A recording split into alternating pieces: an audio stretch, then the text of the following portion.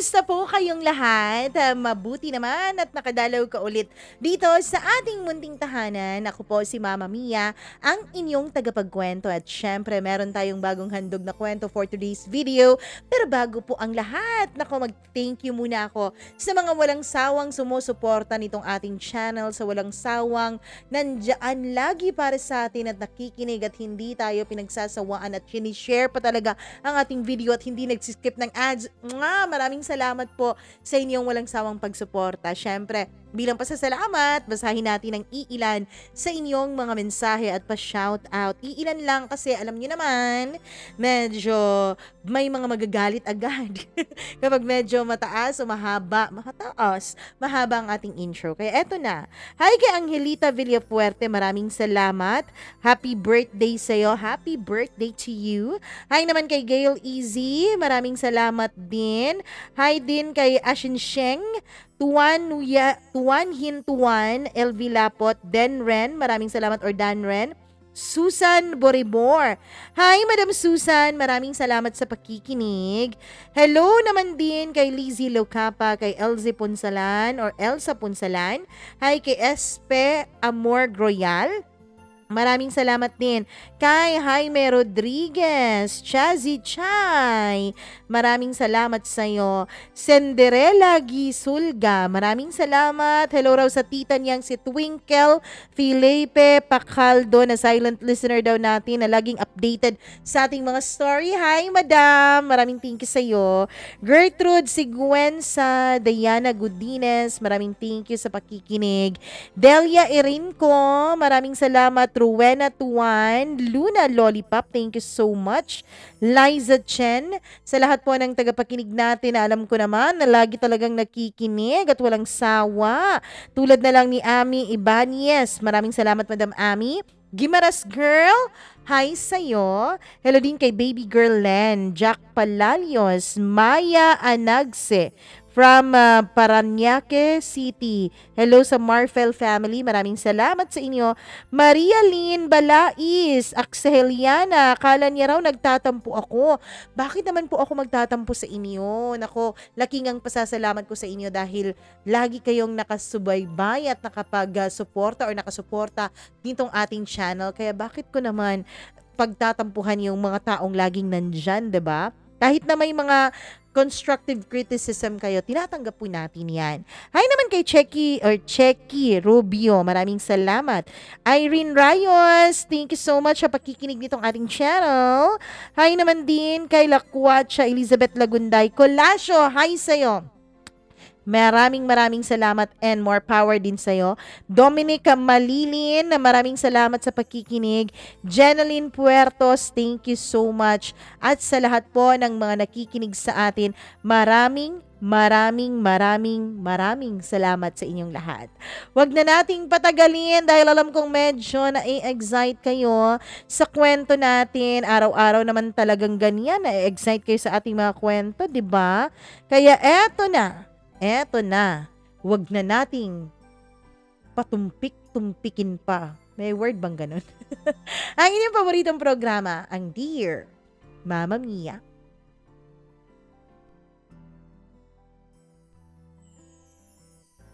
Napaka-cliche mang pakinggan, pero lagi nating sinasabi na karamihan sa mga tao ay hindi nalalaman kung anong meron sa kanila until ito ay tuluyan ng mawala.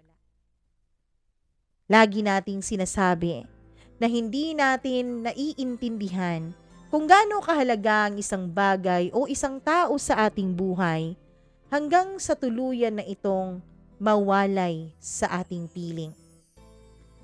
Dear Mama Mia, magandang umaga po sa inyong lahat. O hapon kung hapon nyo ito pinapakinggan, o gabi kung gabi naman. Mama Mia, isishare ko lang po sa inyo kung paano nawala sa akin ang isang taong labis na nagmamahal sa akin. Ang isang taong handang isakripisyo ang lahat-lahat, handang ibigay ang lahat ng meron siya. Huwag lang akong masaktan at huwag lang akong mapahamak at lagi lang niya akong makakasama. 2 taon na, Mama Mia. 2 taon, pero hanggang ngayon ay preskong-presko pa rin sa aking alaala ang mga memorya, ang mga nangyari na dahan-dahan ding pumapatay sa akin araw-araw. Kahit gaano ko pa kumbinsihin ang sarili ko na kalimutan siya, ay hinding-hindi ko yun magagawa. Dahil sa bawat pagtibok ng aking puso, pangalan niya lamang ang sinisigaw at siya lamang ang gustong makasama nitong muli. Mama Mia, tawagin niyo na lamang ako sa pangalang Jasper. At ang sabi nila ay parang nasa akin na raw lahat except lang sa isang bagay. Hindi raw ako marunong magmahal. Kaya raw ako nakakarma dahil hindi ako marunong magbigay ng pagmamahal sa iba. Mama Mia, uumpisahan ko po ang kwento ko nung ako ay nasa college pa lamang. Noon po nabuo ang aking reputasyon bilang isang certified womanizer, certified playboy, certified na madaling manloko at magaling mambola ng mga babae. Para po akong nagpapalit ng brief kapag nagpapalit ako ng babae. Araw-araw, sing bilis ng isang iglap kung palitan ko ang mga babae sa buhay ko. Ang sabi pa nga nila, Mama Mia, para lang daw akong nagtatapon ng basura. Para daw akong mahilig at kaligayahan ko raw ang maglaro ng mga damdamin ng iba. Para raw ay tunuturing kong mga manika ang mga babae na pinaglalaruan ko lamang at kapag nagsawa na ay pinamimigay na lamang sa iba. Mama Mia, pumapasok lang po ako sa mga relasyon para po may thrill at syempre para maibsan na rin ang init ng aking damdamin. Libog. Yun ang pangunahing dahilan kung bakit ako nakikipagrelasyon sa isang babae.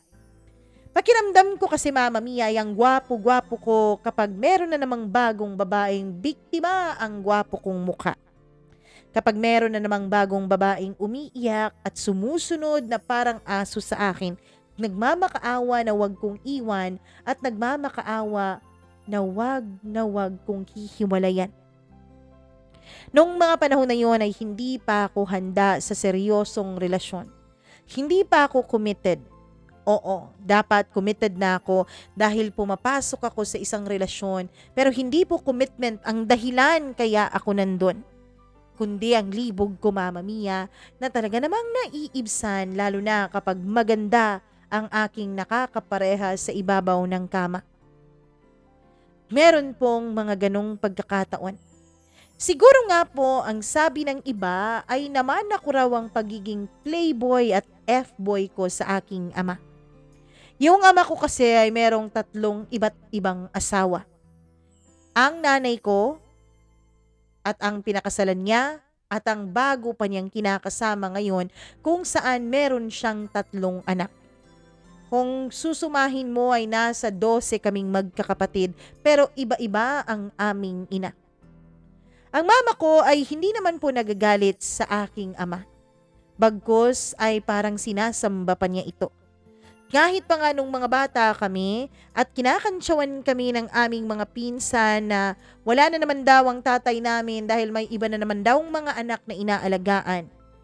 Kahit umiiyak kami noon na umuwi ng bahay ay laging sinasabi sa amin ng mama namin na magpasalamat daw kami dahil hindi kami inaabandona ng aking ama. Lagi pa raw kaming sinusuportahan, sinusustentuhan at sinasamahan kung may pagkakataon. Tanggap ng mama ko na isa siyang side chick. Tanggap ng mama ko na isa siyang kabit dahil iba naman ang pinakasalan ng aking ama.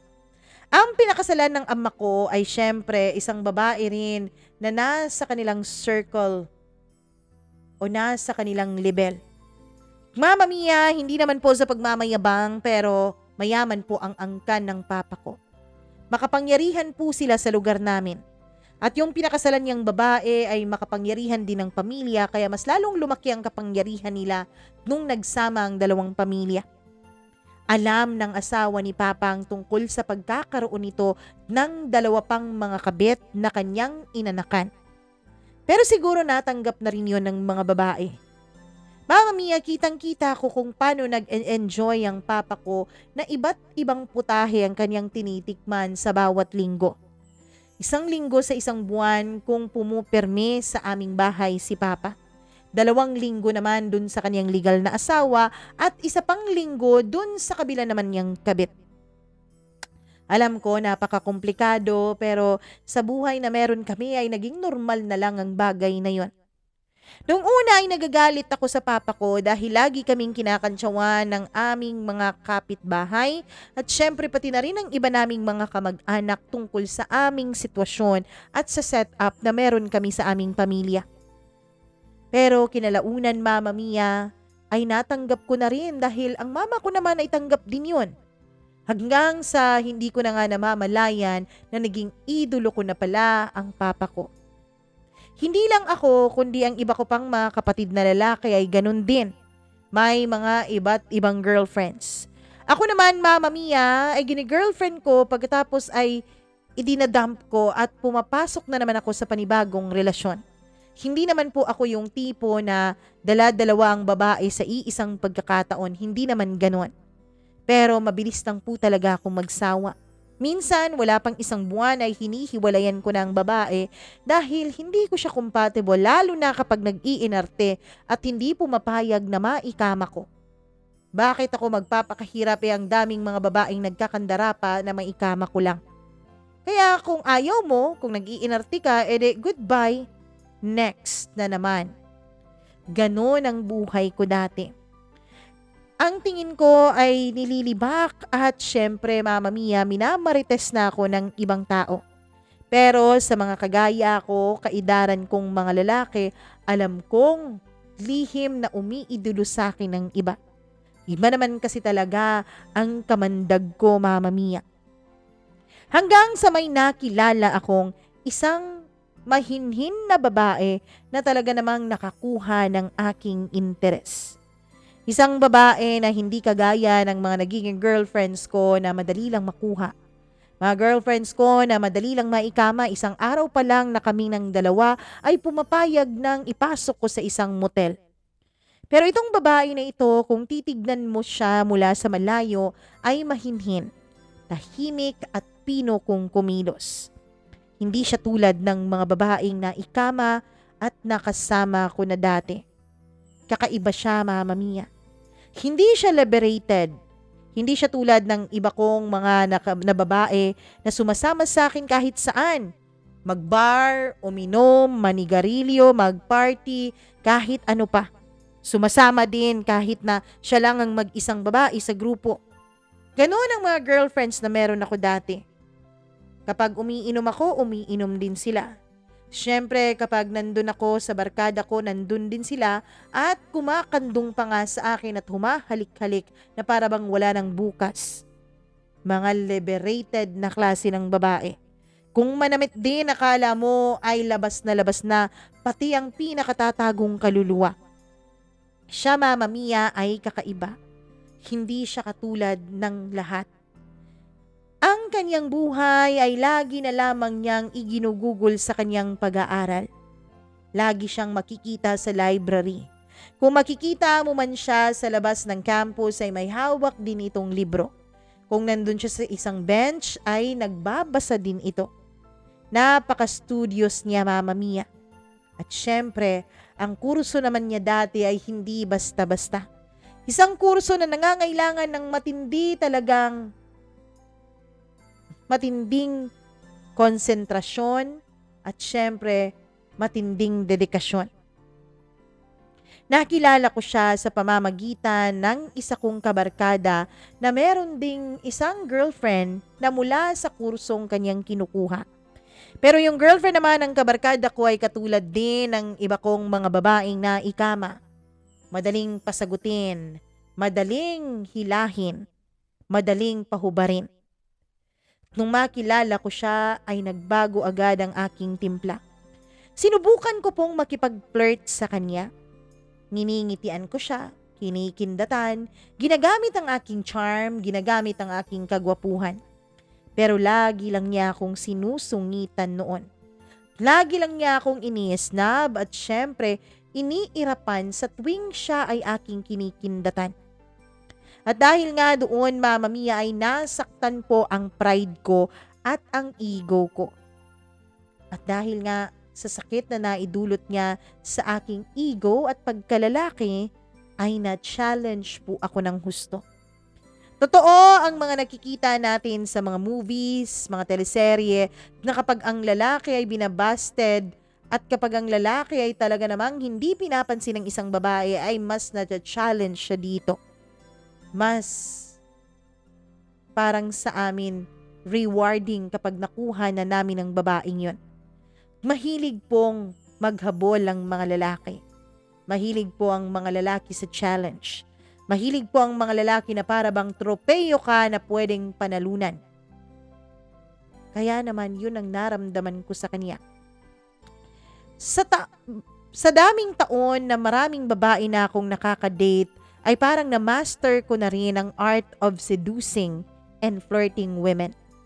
Na-master ko na ang iba't ibang klase ng babae. Kahit nakapikit, Mama Mia, alam ko kung saan ang kiliti ng bawat klase ng babae dahil hindi naman lahat ng babae ay pare-pareho ng kiliti. Hindi lahat ng babae ay pare-pareho ng gusto. Hindi lahat ng babae ay pare-pareho mong makukuha sa iisang diskarte. Maraming diskarte ang pwede mong gawin. At lahat siguro ng nasa libro o maging yung hindi pa naisusulat ay nasubukan ko na. Sa kanya, Mama Mia, hindi umuubra yung iba. Kaya ginawa ko ang lahat. Lahat ng mga tactics, techniques, strategy na alam ko, lahat yun ginawa ko.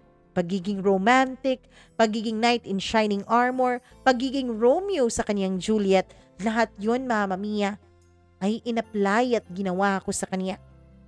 Hanggang sa lahat ng pagtsatsaga ko, ang lahat ng pagsisikap ko ay nagbunga. Kasi it did work out, Mama Mia. Nag-work out po lahat ng ginawa ko. I succeeded. Naging successful ang panunuyo ko sa kanya. Naging successful ang paghabol ko sa kanya. Naging successful ang panliligaw ko at naging girlfriend ko na nga siya. Itago natin siya sa pangalang Rachel. Si Rachel, Mama Mia, ay napaka-sweet na babae. Mula rin siya sa magandang pamilya.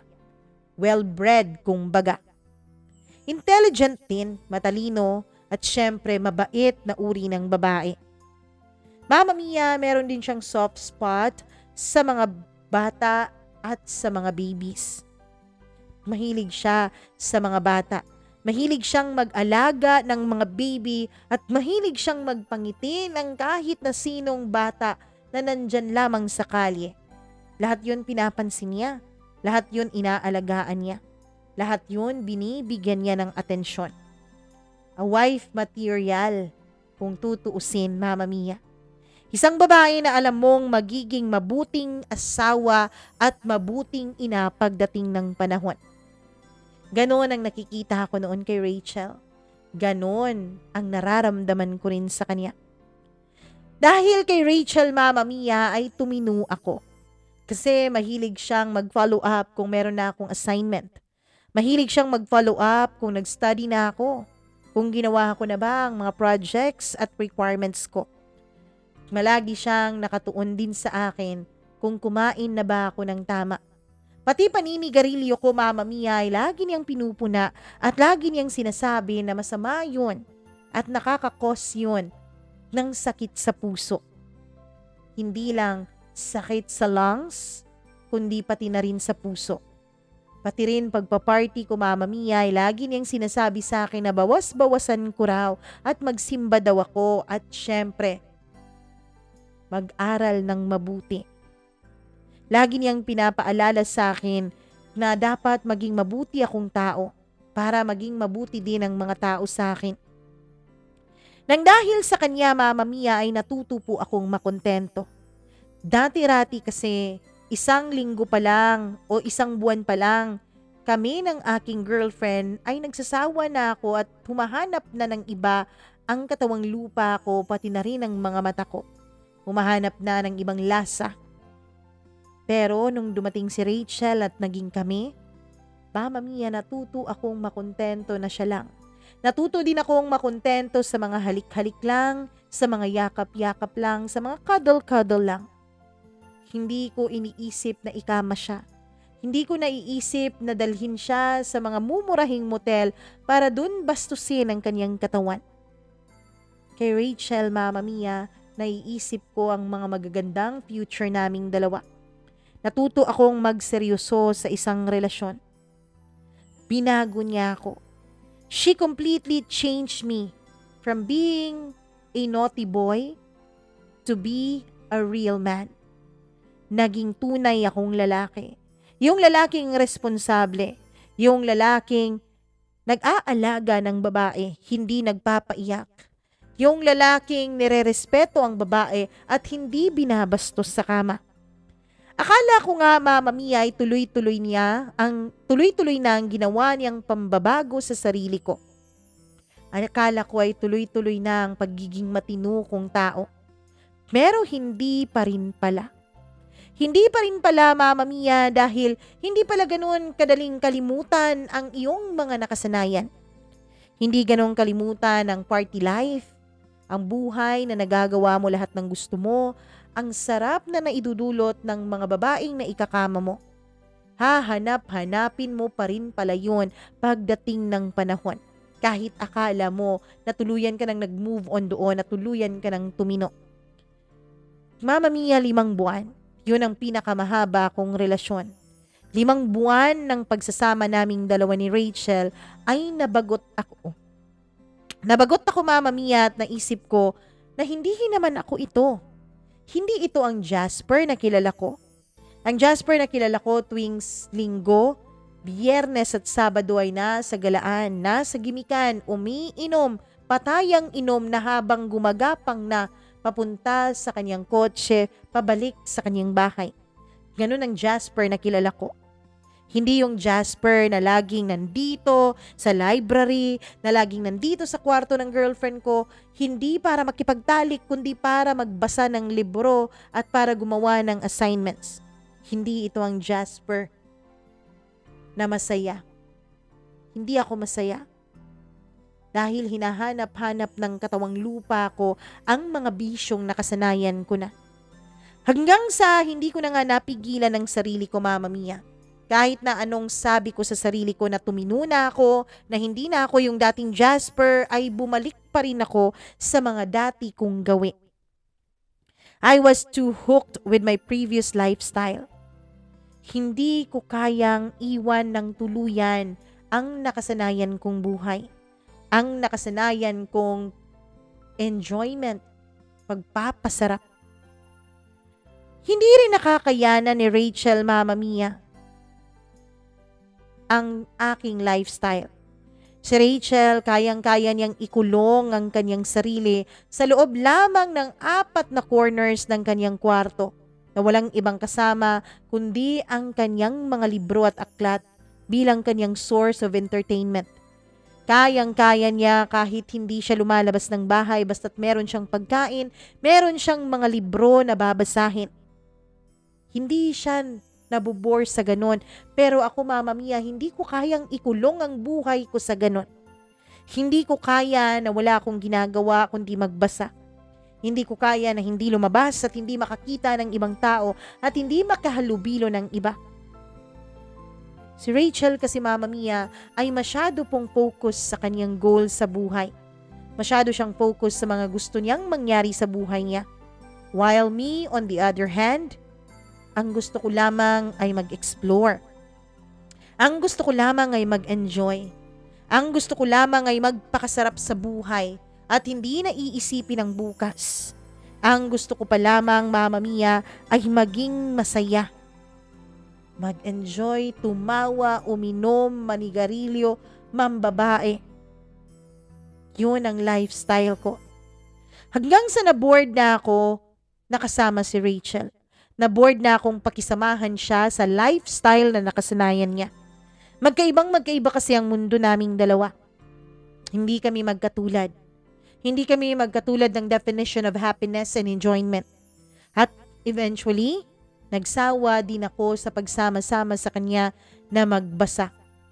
Pero kahit na nabubore na ako sa lifestyle niya, ay hindi ko pa rin kinakaya na mawala siya sa piling ko. Oo, Mama Mia. Di ba sinabi ko kanina sa unang bahagi ng sulat ko na hindi ako dumodoble ng babae? Na kapag ayaw ko na ay iniiwan ko, dinadump ko tapos takbo na naman sa kabila, sa ibang babae naman? Hindi ko ginagawang doble ang karelasyon ko sa iisang pagkakataon. Pero sa panahon nung naging kami ni Rachel ay hindi ko kayang i-dump siya. Hindi ko kayang iwan siya, hindi ko kayang mawala siya. Pero hindi ko rin kayang pinapagawa niya sa akin. Hindi ko rin kayang pumirmi sa kanya lalo pat hindi niya na ibibigay sa akin ang pangangailangan ko sa kama. Dahil ang lagi niyang sinasabi ay mag-antay daw kami kapag hinug na ang panahon at kapag pwede na. Hindi naman ako masaya sa ganun. That's why, Mama Mia, naging cheater po ako. I was secretly cheating on her. Oo. Kasi hindi siya ganun eh. Meron siyang mga bagay na hindi na ibibigay sa akin. Pangangailangan ko yun. Nakasanayan ko yun. Kaya I chose to be with someone na mas outgoing. Sumama at nakipagrelasyon din ako sa iba na kayang i-keep ang lifestyle ko. Na kaya akong pagbigyan anumang oras na gustuhin kong maikama siya. Na kaya akong pagbigyan na gusto ko siyang isama dun sa mga lugar kung saan ako nag-e-enjoy. Gusto ko ng ganun. Pero syempre mahal ko si Rachel. Syempre hindi ko kayang mawala siya, kaya dalawa ang babaeng pinagsasabay ko. Yung babaeng makaka-keep up sa akin, yung babaeng papayag na maikama ko anumang oras, tapos si Rachel. Yung isang babae ay paiba-iba yun, Mama Mia. Bawat linggo, bawat buwan ay ibang babae yun. Hindi yun napipirmi. Si Rachel kumbaga ang constant ko. Mama Mia, Rachel was too naive and clueless of what I was doing behind her back. Alam ko na maraming nagsasabi sa kanya tungkol sa mga pangit kong ugali. Alam ko, marami ang nagsasabi sa kanya tungkol sa pagiging playboy ko at F-boy ko at kung iilang babae na ba ang naikama ko at nakarelasyon ko. Pero alam ko rin, Mama Mia, na sa pinapakita kong pag-intindi kay Rachel pagsama sa kanya at syempre ang hindi ko pamimilit sa kanya na may mangyari sa amin sa kama ay yun ang mga dahilan kung bakit hindi siya naniniwala sa sinasabi ng iba. Wala siyang ibang pinaniniwalaan kundi ang mga sinabi ko, kundi ang mga pinili kong ipakita sa kanya. Pero hindi pala sa lahat ng pagkakataon ay ganon, Mama Mia. Hindi pala sa lahat ng pagkakataon ay maniniwala sa iyo ang isang tao. Hindi pala sa lahat ng pagkakataon ay pagbibigyan ka niya. Dahil meron at merong ibang mangyayari. At kapag may ginagawa kang masama, kapag may ginagawa kang hindi maganda sa dilim, ay lumalabas talaga yun sa liwanag. There was one time, Mama Mia, finally, after months of cheating, sa wakas ay nahuli na rin ako ni Rachel na may ka-hook up na ibang babae, na may babaeng ikinakama, na may babaeng nakapatong sa akin habang pareho kaming hubot-hubad dalawa sa ibabaw ng kama ko sa bahay. Mama Mia, takot na takot ako noon. Sa unang pagkakataon na may nakahuli sa akin na merong ibang babaeng ikinakama, unang pagkakataon po yun na ninervyos talaga ako ng husto. I was too nervous that time. Paano kaya kapag tuluyan na niya akong hihiwalayan? Paano kaya kapag tuluyan na niya akong iiwan? Nakita ko ang lungkot, ang sakit sa mga mata niya habang nakita niya akong may kasiping na iba sa kama. Umalis siya, Mama Mia. Hindi siya nagsalita. Umalis lang siya sa bahay nang walang paalam. Ako naman ay itinulak ang babaeng magkahugpong pa ang aming mga katawan dahil nawala Ang sarap na nararamdaman ko kani-kanina lamang dahil nakapokus na yun sa sakit na naramdaman ni Rachel.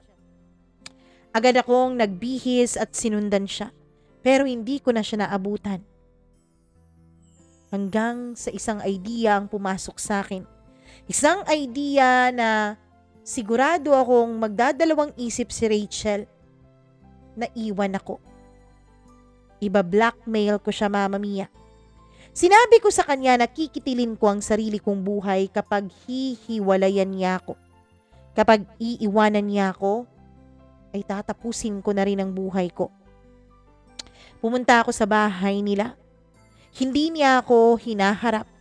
Ang sabi ng kasambahay ay ayaw raw akong makita ni Rachel pero naging mapilit ako hanggang sa hinarap na niya ako at pinapasok sa loob ng kwarto niya. Ano pa bang dapat nating pag-usapan, Jasper? Wala nang dapat pag-usapan between us. Iwanan mo na ako. Umalis ka na dahil ayoko na sa'yo. Ayoko sa mga lalaking manloloko. Tama pa lang mga sinasabi ng iba. Tungkol sa'yo. Ayoko na. Doon ay sinabi ko sa kanya, Mama Mia, nakikitilin ko nga ang buhay ko kapag iniwanan niya ako. That moment, nung sabihin ko ang mga salitang yun, ay nakita ko ang takot sa kanyang mga mata. Natakot siya, Mama Mia, nung sinabi ko sa kanyang, tatapusin ko ang aking paghinga once na makipag-break siya sa akin. Umiiyak pa ako noon, para lang wag niya akong iwan. Siguro dahil takot din siya na totohanin ko ang pagkitil ko sa sarili kong buhay, ay pinatawad niya ako.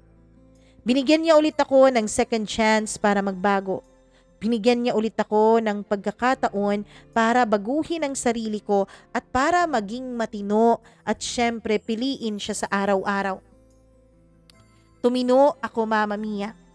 Tumino ulit ako dahil natakot talaga ako nung marinig ko mula sa mga labi niya ang salitang ayoko na sa'yo. Ayoko nang marinig ulit yun. Hindi ko nagugustuhin na mangyari ulit yun.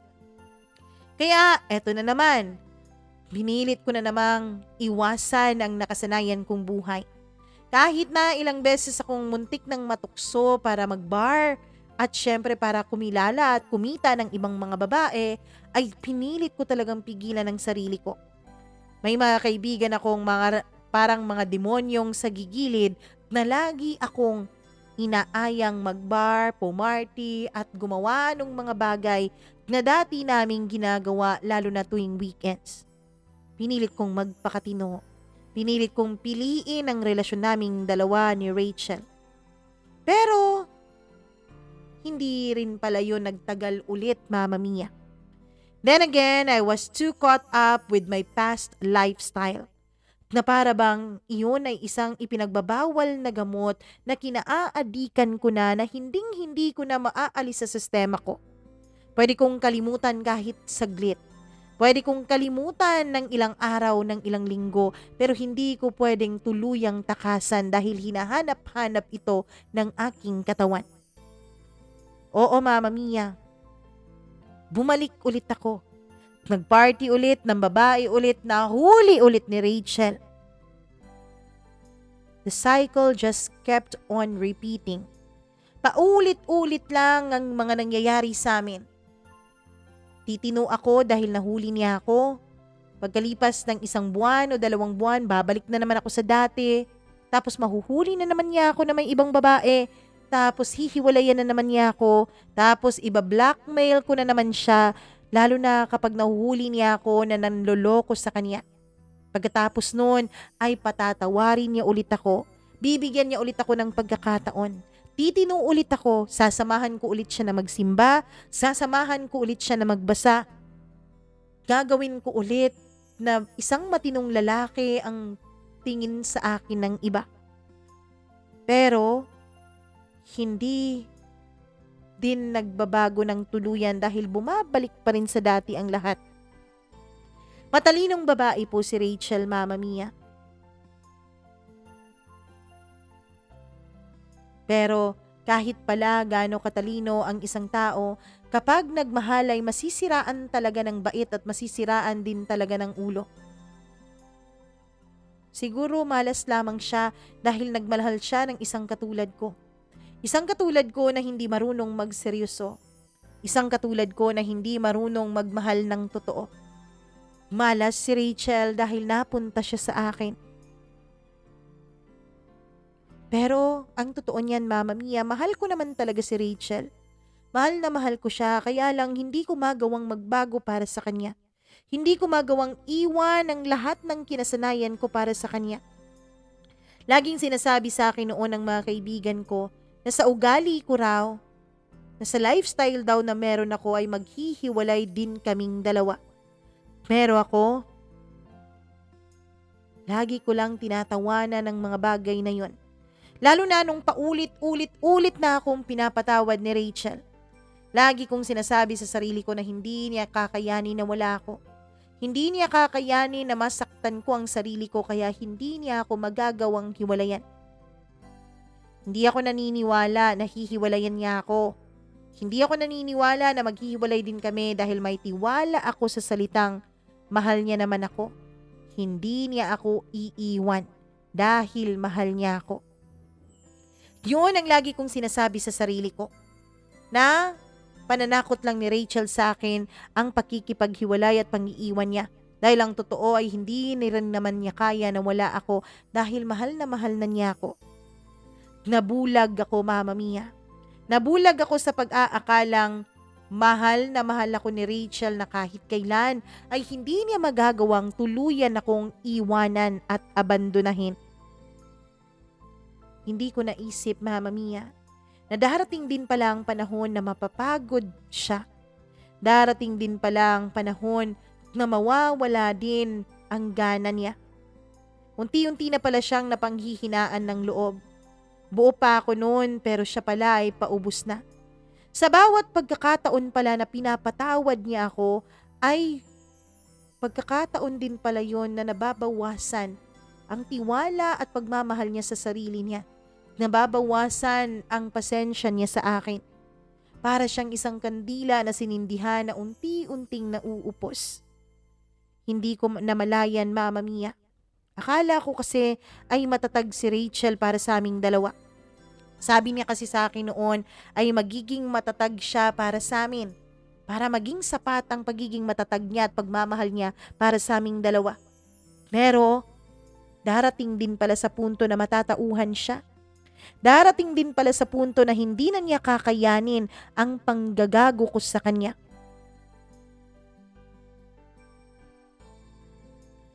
Mama Mia, bago niya ako hiniwalayan, ay binigay niya muna sa akin ang Facebook account niya.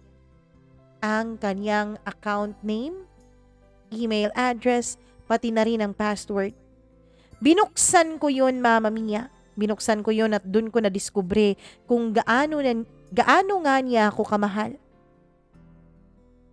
Because when I opened her account, Mama Mia, dun ko nabasa yung mga conversations nila ng kanyang mga kaibigan, ng kanyang mga close na mga pinsan.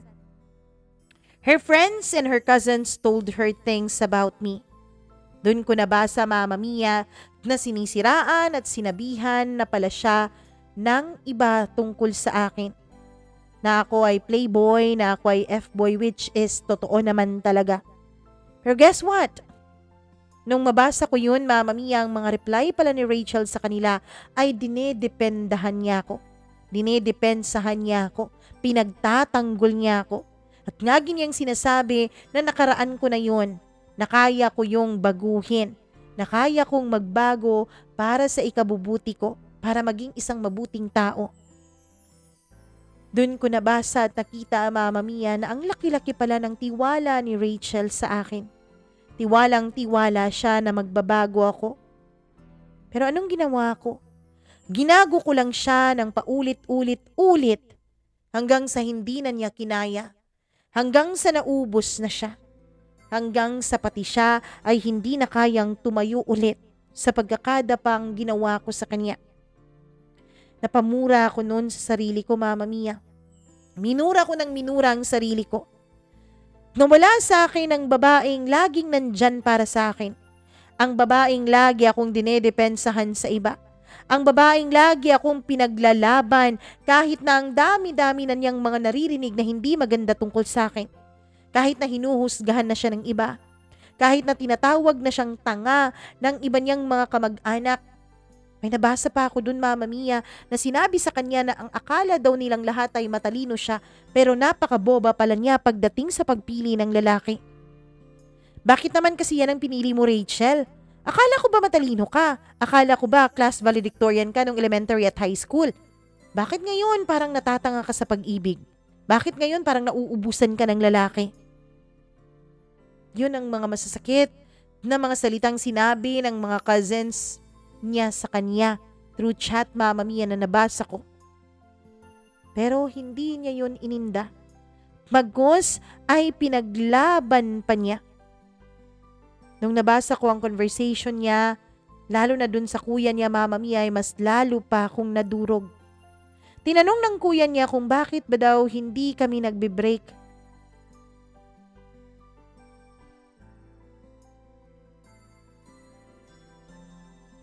Sabi niya ay mahal daw niya ako. Hanggang sa kaduluduluhan, Mama Mia, ay pinagtatanggol ako ni Rachel. Nung hiniwalayan na nga niya ako, ay nag-chat sa kanya ang kuya niya. Oh, ngayon, nakipaghiwalay ka na, bakit kayo nag-break? Alam mo ba kung anong sinagot ni Rachel? Ang sabi niya, siya raw ang nagloko sa aming dalawa. Siya raw ang naghanap ng iba. She painted herself to be the bad person just to protect me. Hanggang sa huli, hanggang sa kahuli-hulihan ay pinagtanggol, pinaglaban at pinotektahan niya ako kahit na hindi ko naman deserve yun, Mama Mia. Dahil alam niya na bubugbugin ako ng kanyang kuya at ipapabugbog ako nito sa kanyang mga kabarkada kapag nalaman niyang sinaktan ko si Rachel. Kapag nalaman niya na tinarantado ko ang kapatid niya. Nung naging kami kasi ni Rachel, Mama Mia, ay kinausap ako ng kuya niya. May naririnig kasi ang kuya niya tungkol sa akin. Kinausap ako ng kuya niya at binantaan niya ako. Sa oras na saktan ko raw ang kapatid niya, ay masasaktan din ako. Dila lang daw ang hindi malalatayan sa akin. Kaya siguro natakot si Rachel para sa akin. Kaya inako niya ang kasalanan sa paghihiwalay namin. Sinabi niyang siyang nagloko. Meron din siyang mga personal messages sa kanyang account, Mama Mia, na para bang ginawa niyang diary yun. Nagme-message siya sa kanyang sarili. And upon reading it, tuluyan na talaga akong nadurog. Nabasa ko doon, Mama Mia, ang mga katagang. Ang hirap masanay. Kasi kahit alam mong darating yung araw na mag-iisa ka na lang ulit, kumakapit ka pa rin at umaasang baka sa susunod na mga buwan ay magiging sigurado na rin siya sa akin. Magiging sigurado na rin siya sa relasyon naming dalawa at sa aming pagmamahalan. Nung mabasa ko yun, Mama Mia, nung mabasa ko yun ay umiyak ako. Umiyak ako ng umiyak na para bang yun ang pinakaunang pag-iyak ko ng totoo. Binugbog ko ang ulo ko. Sinabunutan ko ang sarili ko at sinampal-sampal ko ang mukha ko dahil sobrang tanga-tanga ko. Ang tanga-tanga ko. Doon ko na-realize, Mama Mia, na sa bawat pambablackmail ko pala sa kanya noon at sa bawat pagpapatawad niya sa akin ay araw-araw niya pala akong pinipili kahit na nasasaktan siya. Araw-araw pala niyang pinipiling mahalin ako kahit na nauubos siya. Nabasa ko pa noon, Mama Mia, kung paano paulit-ulit sa isipan niya ang mga eksenang nakikita niya na may kasama akong iba sa kama. Nabasa ko din doon kung paano siya nahihirapang matulog dahil hindi naaalis sa isipan niya na kapag hindi kami magkasama ay baka may kasama na naman akong iba, baka may kasiping na naman akong iba. Nabasa ko rin doon na ilang beses niya akong gustong sigawan, ilang beses niya akong gustong murahin,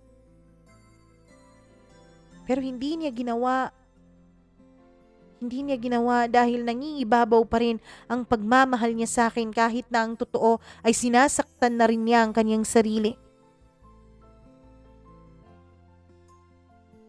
Mama Mia, doon ko na-realize Kahit gaanong pambablockmail ko sa kanya ay may option pa rin naman siya na abandonahin ako. May option pa rin naman siya na iwan ako dahil hindi naman niya kasalanan kung tutuusin kung may mangyari mang masama sa akin. Ako naman ang pumili noon o pipili noon kung sakali wala namang iba.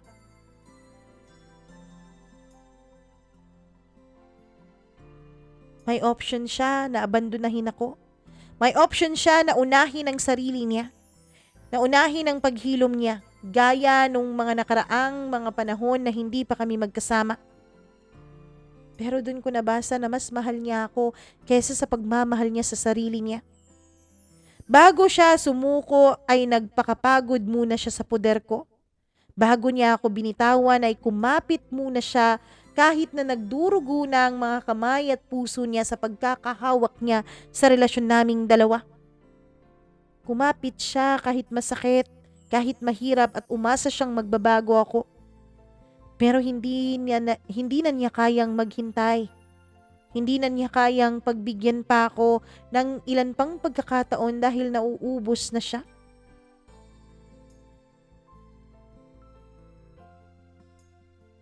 And that's the moment, Mama Mia. That's the moment na nag-decide siya na iwan ako. Pagkatapos noon, Mama Mia, ay tinext niya ako. Sabi niya, 2 araw niya na hindi babaguhin ang password niya sa Facebook niya. Sabi niya sa akin, 2 araw na pwede kong basahin at pwede kong tignan o pwede kong gawin kung ano ang sa Facebook account niya. Mama Mia, gustong-gusto ko pa siyang pigilan. Gustong-gusto ko siyang i-blackmail ulit pero naaawa na rin ako sa kanya. Naaawa na rin ako sa mga nabasa kong mga sakripisyo niya para sa aming dalawa, para sa relasyon namin at para sa akin. Kaya kahit masakit, ay tinext ko siya ng okay. Matapos nga ang 2 araw, ay tuluyan na niyang binago ang password ng Facebook niya.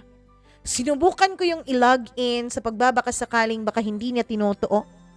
Hiningi ko kasi yon na sign, Mama Mia, na kapag hindi niya binago ang password niya, ay ipaglalaban ko ang relasyon naming dalawa.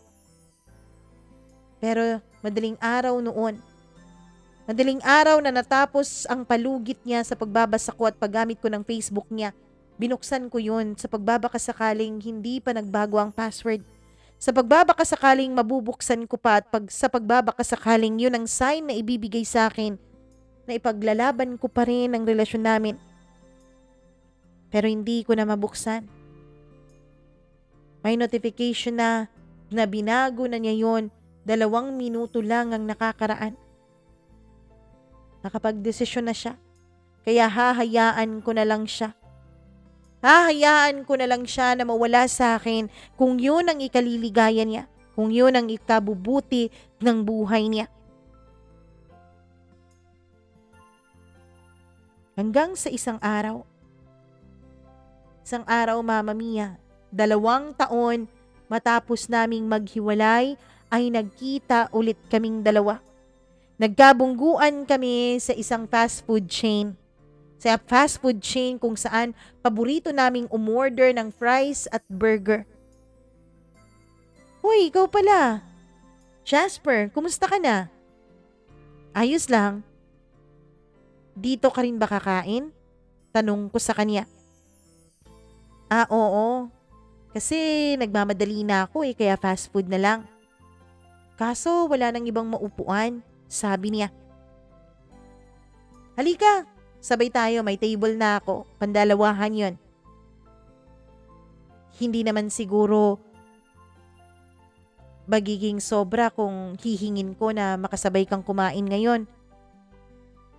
Okay, sige, walang problema, sabi niya. Yun ay giniya ko na siya, Mama Mia, papunta dun sa table na nakuha ko. Kumain kaming dalawa ng tahimik. Pinagmamasdan ko siya ng lihim mula sa aking peripheral view. Matapos ang 2 taon ay nandito pa rin siya, napakaganda pa rin. Mahinhin pa rin. Siya pa rin yung babaeng minahal at minamahal ko. Hanggang sa bigla siyang nagsalita. So, kumusta ka na, Jasper? May bago ka na ulit? Tanong niya. Doon ay bumalik ako sa realidad, Mama Mia. Kasi kani-kanina lamang ay inaalala ko ang mga nangyari sa amin noon. Inaalala ko ang mga masasayang araw na magkasama kami. Ang mga araw kung saan ay malaya akong tumatambay sa loob ng kwarto niya habang nagbabasa kami ng mga paborito niyang libro. Mga araw kung saan ay pinipilit niya akong gumising ng umaga tuwing linggo dahil gusto niya ay sabay kaming magsimba. Mga araw kung saan pagkatapos naming magsimba ay pumupunta kami dun sa may gilid ng park at kumakain ng kung ano-anong street foods. Pero tapos na yun. Heto na kami ngayon. Magkasabay ngang kumain sa iisang mesa pero magkaiba na ang daang tinatahak. Magkaiba na rin ang nararamdaman. Bumalik ako sa realidad nang mahimigan ko ang boses niya. Hindi ko na malayan, Mama Mia, na may mga iilan na palang patak ng luha ang bumuhos sa aking mga mata. Agad ko yung pinunasan ng tissue na binigay sa akin dun sa cashier nung umorder ako ng aking makakain. Oo naman. Naka-move on na ako, no? Sabi ko sa kanya tapos pinilit na ngumiti at lumawa. Napamura ako nun sa sarili ko. Napamura ako dahil alam kong nagsisinungaling ako sa sarili ko, Mama Mia.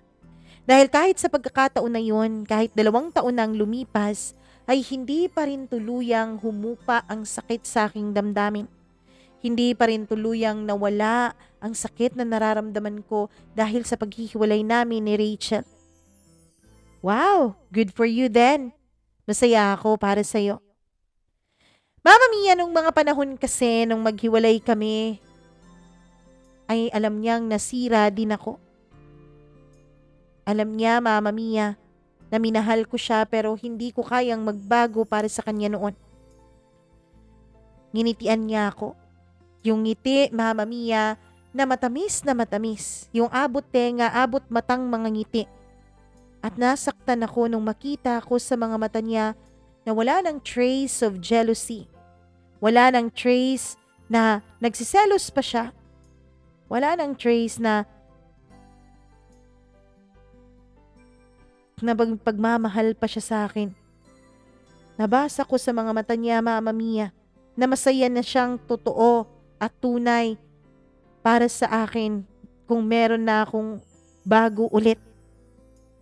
She just looked me in the eyes with no feelings for me at all. And I hate it. I hate that she no longer hurting. I hate na hindi na niya ako mahal. I hate na hindi na siya nasasaktan sa tuwing alam niyang may bago akong babae. You've moved on by finding someone else while I moved on alone. So, sa tingin ko, panalo ako? Sabi niya habang nakangiti. Mama Mia, ang totoo ay parang pinupunit noon ang puso ko nung marinig ko ang mga salitang yon. Lihim kong hinahabol noon ang aking paghinga dahil sobrang sikip ng dibdib ko. Di ko alam kung bakit ganito pa rin kasakit matapos ang 2 taon. Nice meeting you, Jasper.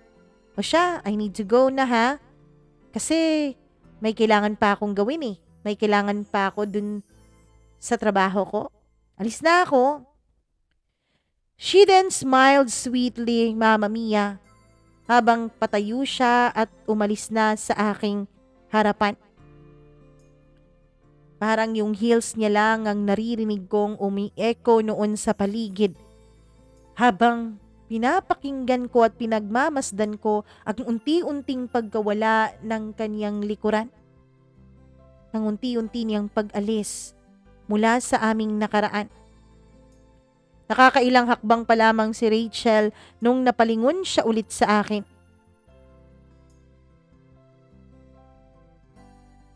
With an aching chest, Mama Mia, tinignan ko siya.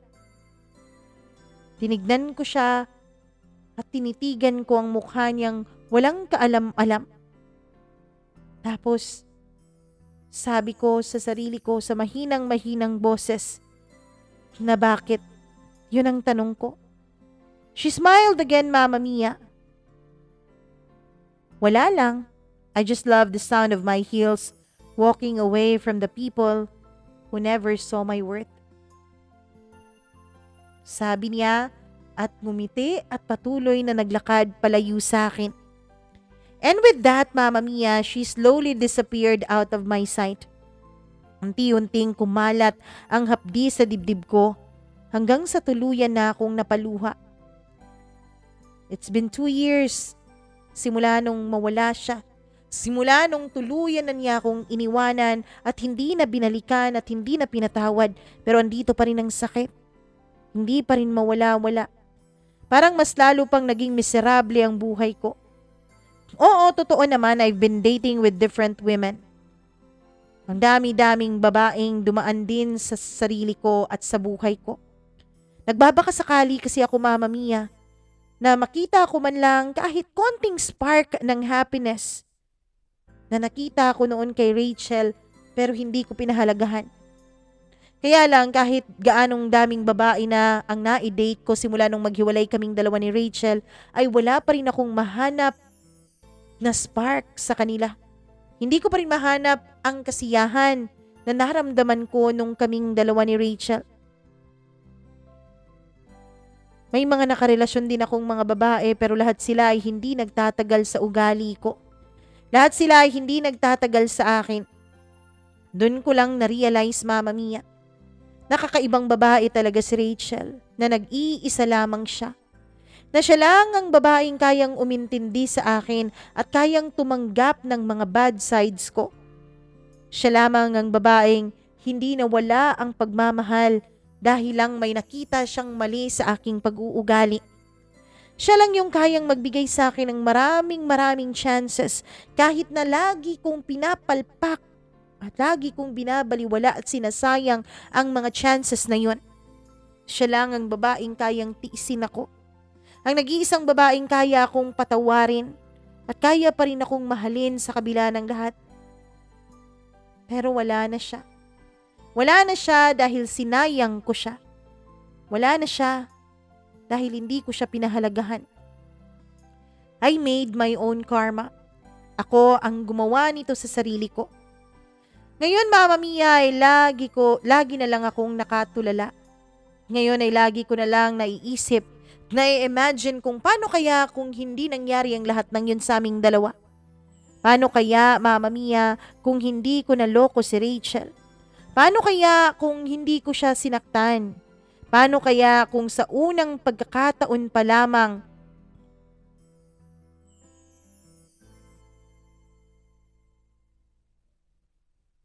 na nanloko ako sa kanya at binigyan niya ako ng tsansa ay binago ko ng sarili ko? Baka masaya kaming dalawa ngayon. Baka walang nangyayaring hindi maganda ngayon. Baka hindi ako nasasaktan ngayon. Baka nga pinaplano na namin ang future namin ngayon. Baka nga pinaplano na namin kung ilang babae ang magiging anak namin at kung ilang lalaki. Baka nga pinaplano na namin ang aming magiging negosyo, magiging trabaho, arrangement pagdating sa pag-aalaga ng aming mga anak. Pero hindi na mangyayari yun. Hindi na mangyayari yun dahil nandito ako ngayon, Mama Mia, habang sinusulat ko ang kwento naming dalawa ay pinagmamasdan ko naman ang timeline niya sa Facebook at Instagram na puro magagandang larawan ang mga na-post niya dito. Mga larawan kung saan masayang masaya siya kasama ang bagong lalaking minamahal niya. Kasama ang lalaking wish ko na sana'y mag-aalaga talaga sa kanya. Talo ako, Mama Mia. Talo ako kasi naibalik ng lalaking yon yung dating ngiti ng babaeng mahal ko.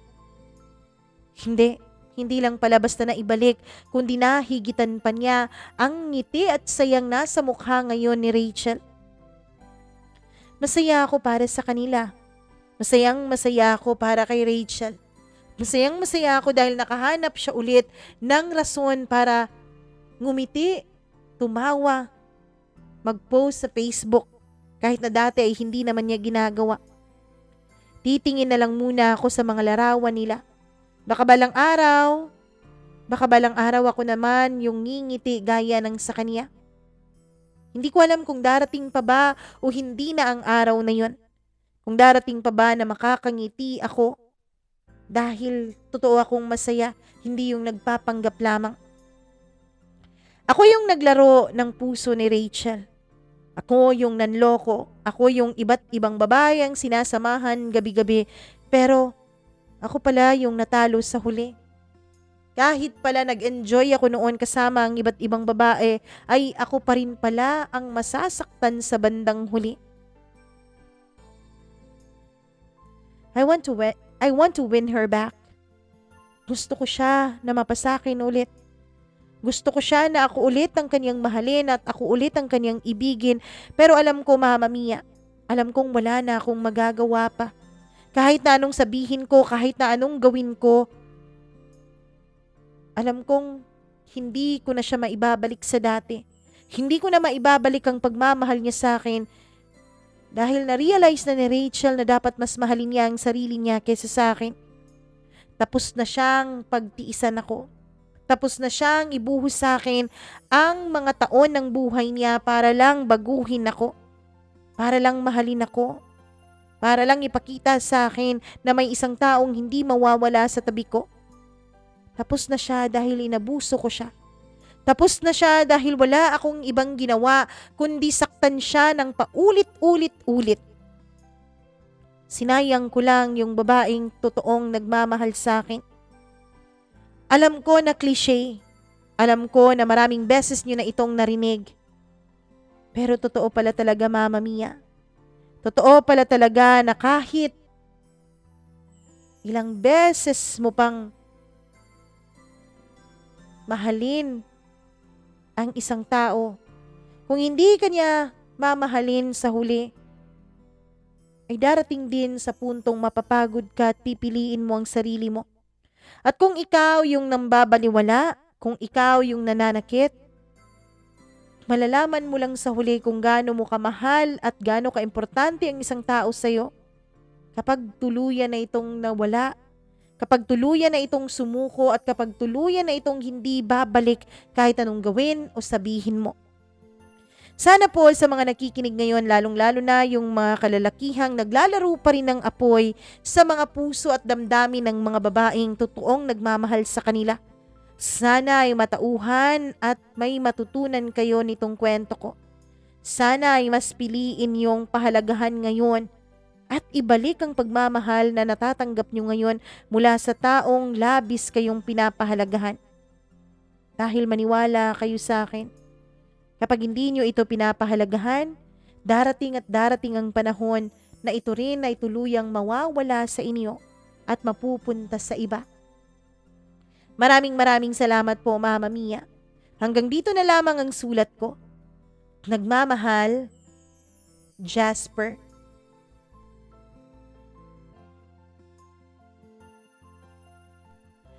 Hello, Jasper. Oo, totoo po yun na may mga pagkakataon na sa sobrang pagmamahal ng isang babae doon sa kanyang mahal sa buhay, sa kanyang boyfriend, sa kanyang asawa, ay nagagawa niyang tanggapin ito ng paulit-ulit-ulit kahit sa paulit-ulit rin itong panloloko. Pero, darating din ang panahon, darating din ang panahon na matututo, mapapagod, magsasawa sa pag-iintindi, magsasawa sa pagmamahal, at pipiliin na lang na lumayo at mahalin ng sarili yung mga taong inaabuso natin. Sana bago pa dumating ang pagkakataon na yon, ay matutunan na natin silang i-appreciate. Ang pagmamahal, ang relasyon ay give and take. Hindi pwedeng give ka lang ng give at hindi pwedeng take ka lang ng take. Kasi kung take ka lang ng take, yung give ng give, magsasawa din yun. Mapapagod din yun at iiwan ka rin. Maraming salamat sa lahat at kung may nagustuhan kayo dito sa kwento ni Jasper, please do like and share this video and syempre sana may matutunan din kayo. And sa mga hindi pa po nakapag-subscribe nitong ating channel, sana naman ay mag-subscribe na kayo para naman kahit papaano ay unti-unti tayong madadagdagan dito sa ating tahanan. Oo, 64,000 na pala tayo, 720. Maraming salamat. As of recording this video ha, yun po ang nakikita kong subscribers natin. Sana dumami pa tayo. Sana umabot tayo ng 100,000. Yan ang napaka-ambisyosa ng inyong Mama Mia. Yun ang ating ambisyon. Maraming salamat sa inyong pakikinig at sana kung meron din kayong sariling kwento, i-share nyo naman yan. Huwag na kayo mag-hesitate. Mag-email lamang po kayo. mamamiacdo0317@gmail.com. And syempre, paki-like and paki-follow na rin ang ating ibang mga social media accounts, TikTok, Threads, sa Facebook and Instagram, Mama Mia CDO or Mama Mia Cagayan de Oro. Maraming salamat po talaga sa inyong suporta. Ako po ang nag-iisa ninyong Mama Mia. Magandang araw sa inyong lahat.